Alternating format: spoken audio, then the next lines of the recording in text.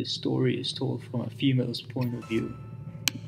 I was 23 at the time of the occurrence, we will call it. At this point in my life, I was living in Edmonton, had just left a toxic job, and was living out of hotels, as our apartment had water damage from a burst pipe and we were evacuated. I spent my downtime in hotel rooms, online searching for a new job position. I was somewhat desperate since I quit my last job before finding another.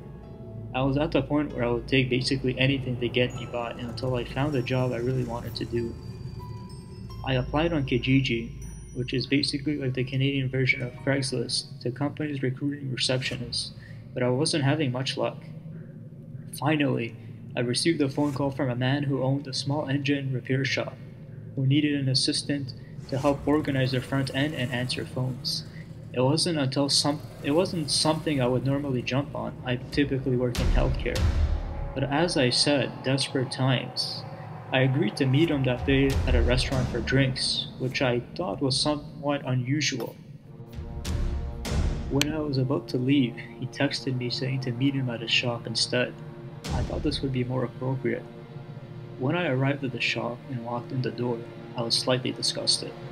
The shop was tiny and absolutely fucking filthy. Papers were strewn all over the floor and they were covered in dirt. There was food and beer bottles around. Basically, it was in disarray. I was feeling a little uncomfortable, majorly overdressed. I wore a nice business dress with cute heels and simple jewelry. I was greeted by a man who had an appearance similar to that of the shop's office.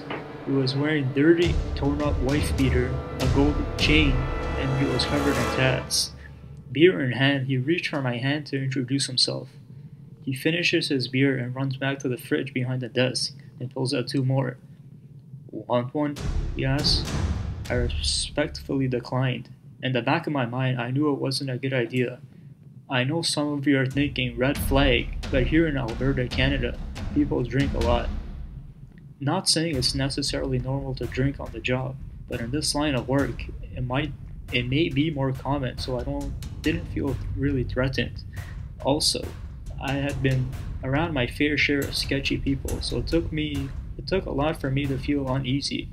I am still one of those "it will never happen to me" types, even though things have happened to me. He then started talking briefly about what he would need from me as an assistant. Then the rest of the 2-hour interview, he spoke of himself. I will give you a brief summary of the topics we discussed. How hungover he was, how much blow he did the night before, how his girlfriend sucked another guy off and asked him how my dick taste, and how he liked my blue eyes. He mentioned that he kinda wanted to hire me, but felt I was too stuck up. By this point, I was starting to become aware of the situation I was in, and was feeling quite uneasy. Not to mention, the way he looked at me the whole time was very unnerving. I know most people may have left by now, but I am painfully polite. Blame it on me being Canadian, and hate being rude, even if it's warranted. I made sure to inform him that I was meeting my boyfriend right after our interview. He asked to give me a tour of the shop in the back, and that was scary. We were the only ones there, and this guy definitely was a sketchy dude, not to mention he was twice my size. I told him it was getting late and I needed to go, but thanked him for his time. He said he would contact me soon, as he may need me as early as the next day to begin work. He seemed annoyed that I was leaving, but I had been there 2 hours too long, so I booked it out of there. A couple weeks later, still jobless, I was searching on Kijiji for jobs when I came across an ad with the title, "Ladies Beware, Small Engine Repair Hiring Assistant."